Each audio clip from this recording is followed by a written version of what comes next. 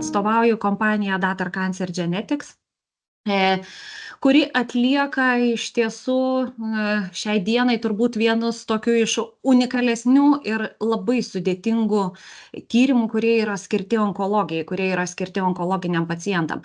Ir aišku, ne tik onkologiniam pacientams, bet ir sveikiems. Turbūt pirmiausia pradėsiu nuo TrueCheck tyrimo, kuris yra skirtas, tai yra ankstyva vėžio patikra. Jis yra skirtas sveikiems asmenims. Sekantis tyrimas, tai Exacta tyrimas, kuris yra atliekamas onkologiniams pacientams, sergantiems pacientams. Ir kaip taisyklė dažniausiai yra atliekamas tiems pacientams, kuriems pirmos arba antros eilės gydymas yra neveiksmingas. Ir dar vienas tyrimas, apie kurį noriu pakalbėti, tai yra Cancer Track tyrimas.